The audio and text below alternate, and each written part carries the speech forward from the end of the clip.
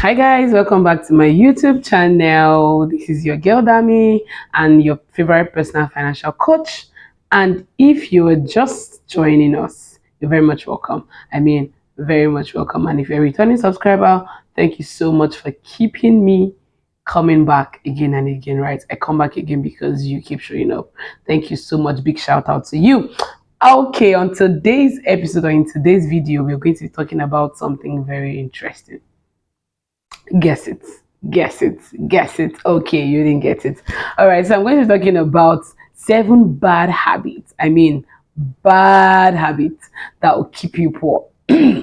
So, if you want to be rich, if you are looking at becoming a very wealthy person, you would avoid these habits. You would divorce them. You would separate yourself from these habits as fast as you can because they have a covenant of keeping you very poor. All right, let's dive straight into the video. Number one on the list is living beyond your means. Living beyond your means cannot be overemphasized, right?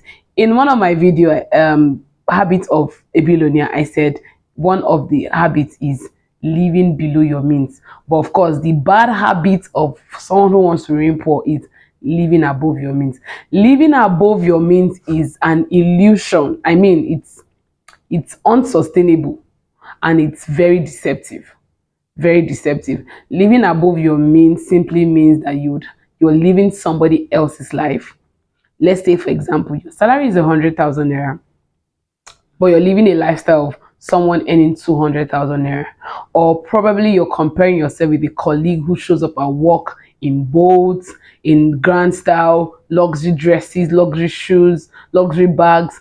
Well, if you check food properly, you realize that that colleague has another source of income or is from a wealthy home, right? You who aren't from a wealthy home want to live the same way that person is living. Well, you're consistently spending more than you earn, and that is not giving you opportunity to save or invest. And when you do not have the opportunity to save and invest, you are actually not building wealth. That is you giving a free ticket to poverty to come have a dinner with you. And of course, when poverty comes down with you, he or she poverty is not going to leave you anytime soon. So divorce this habit of living above your means, right? And stop relying on credit cards, because of course when you live above your means, you're literally spending more than you earn, so you would need extra to remain afloat, spending when the next pay comes. So you literally need to go and borrow or of course beg from friends and family just to be able to sustain the delusional lifestyle that you have created for yourself. So it is not sustainable, and then it is a no, right? Number two, lack of budgeting. Now you see this budgeting thing, a lot of person think it's just an over exaggerated thing, like budgeting. Well, it isn't. Budgeting has a great role to play in your financial journey. It helps keep you in check to ensure that you're keeping to every financial habit that helps you grow wealth, right? It helps you check your savings, it helps you check your investment, it helps you track even your expenses, it helps you curb your expenses, because what you don't track, you cannot measure, right? So you're not even tracking your expenses. You cannot even measure if you're spending more than or less than. So what budgeting does is helps you know what you can spend and what you cannot spend, what you can spend on and what you cannot spend on, what you can afford comfortably, conveniently, and consistently. These 3 C's very important. So when you ask yourself when you're about to make a purchase, can I afford it comfortably? Can I afford it conveniently? And can I also afford it consistently? If you don't check these 3 boxes, then it's a no, right? It shouldn't be on your checklist. So when you are not able to track where your money is going to, you are not able to manage your expenses effectively. And not budgeting can lead you to overspending because you don't have a check on what to spend and what not to spend, right? And it's not going to help you prioritize savings and investing. And like I said, it's very important that you save and invest on your journey to building wealth. Number three, impulsive spending.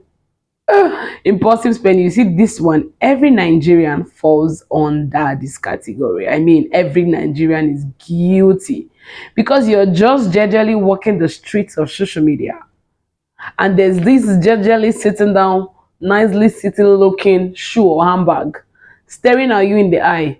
Oga pass, you say no. Were you not scrolling or were you not strolling? Why did you suddenly stop? But no, the money in your account is calling you and telling you, you need to get that, you need to get that, you need to get that, you need to get that. And you, who is the obedient, is it master now or slave now, would I call it? Because if you were a master, you would shut it out. But of course, you acted like the slave to money and you responded impulsively because you didn't plan to buy it. You were just strolling through the net or surfing through the net and you stumbled on that and then you are buying it. So you see, that is very not good. It's not very demure. It is not mindful. It is not demure of you. It is going to tell on your finances, right? You have 100K in your account, and then in 1 week, you don't know, you cannot account for what you've done with it because you are buying everything the moment you see it. Now, money that you would have used for investment or to save, you would end up spending everything on buying what is unnecessary. And most of the times, these things you don't exactly need them. And guess what? You now line up a lot of shoes, a lot of bags in your house, and then a guest randomly come or a friend randomly comes and it's like, I like this, I want to take this one, and I take it. And that's a minus, that's an incurred expenses on your end. But if you had a minimum amount, the amount you can or should have that you would use conveniently over time, no one will come and say you won't take it when you have only one high heel, when you have only one. I'm not saying you should have one high heel, but just exaggerate, like, example, nobody will come and say I want to take that one. That person must be a witch, right? But you see, because you have it so much, they would want to come and shop because it looks like you have a store, right? And this is very very common because some will even go as far as buying what they do not need. They will finish buying, pay for it, receive the order, and realize that, so what do I want to now do with this shoe now, or what do I want to now do with this trouser or top I have bought, or what occasion do I want to wear it to? You will now start looking for events that you now start looking for event that you will now still spend transport to go and attend.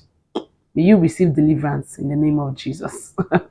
All right, so that's that on number 3. Number 4, avoiding savings and investments. You see, on your journey to building wealth, if you avoid savings and investment, then I'm asking myself, what exactly are you building?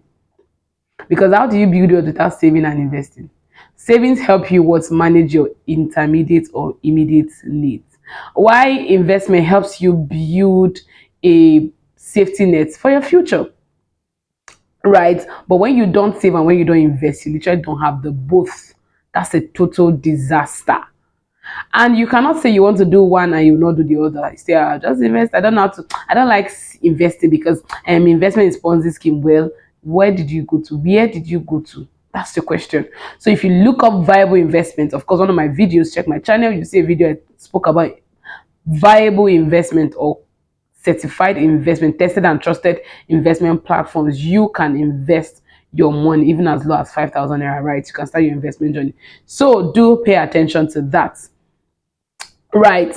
So you also fail, your failure to invest, right, means you are out on growing your wealth. You miss out on growing wealth through what? Compounding returns. Because when you invest, you get compounding returns, right? When you don't invest, you lose out or you miss out on getting those kind of return. Then you have number 4, procrastinating on your financial plan. Now, financial plan helps you follow up through with your financial goal, right? You have a goal at the beginning of the year to probably purchase a land of, let's say, ₦1 million in December. Without a plan, right? Without a plan, you would not achieve that goal. You would not achieve that goal. And it's very important that you have a goal, a plan accompanying the goal that you've set for yourself. So when you procrastinate having a plan, you don't want to face your financial realities, you don't want to face your financial situation to create a lasting solution to it. It's a very bad habit, right? And it's going to tell on your long term, your financial lifestyle. It's really going to tell on it. You don't want to clear off your debt. You are owing money and you're running away from it. You're avoiding the people you're owing. You don't want to face it and pay it, clear the debt off. It's a very bad. And then you see, it can make you lose opportunity.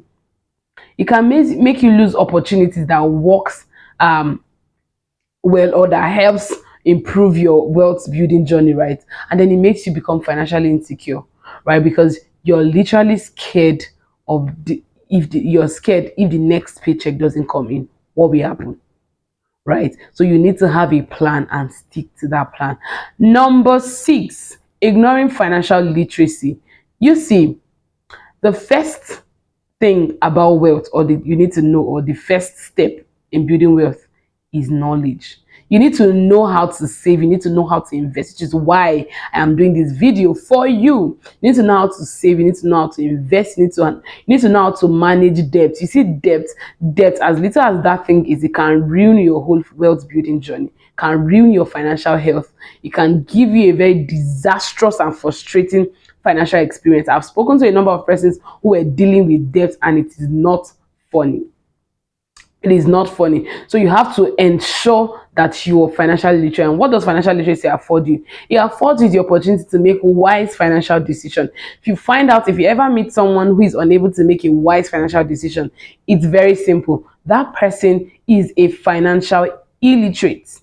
But if you're financially literate, you're able to make wise and better financial decisions as at when needed for a long-term goal or for a long-term focus. So not actively seeking to get financial knowledge is a trap for you, right? It's a trap, and it's going to keep you there for a very, very long time.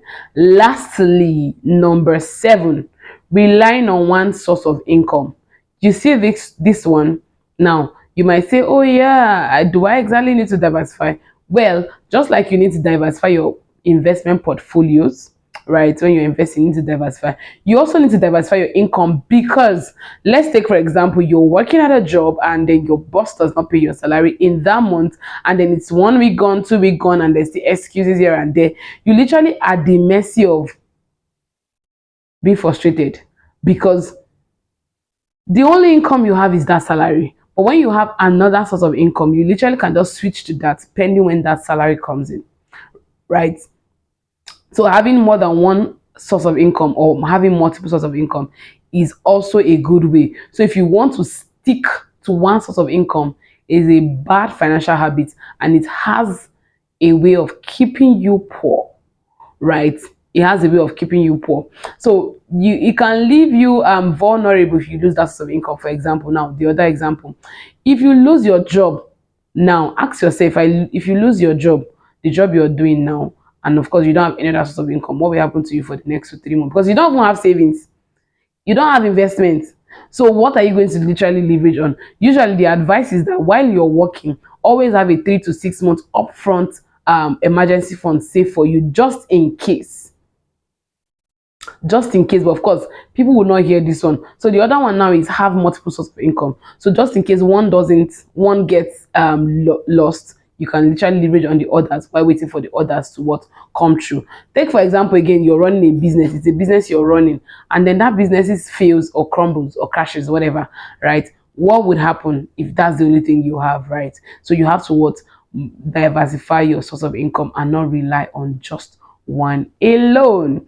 All right, I know you got value in this video, and you're on your way to divorcing all of these bad habits. If you find yourself guilty of anyone, do well to divorce it and go back and watch the video on good habits of a millionaire or a millionaire, and then you're on your way to building wealth, and you're on your of course on your way to divorcing poverty as a partner or as someone close to you, right? So thanks so much for watching. Do well to share, like, and comment, because of course you enjoyed it, right? And of course click the notification bell, because more educative content like this will be dropping on my channel, right? So you don't miss out when I post them. Thank you so much once again. See you. Bye.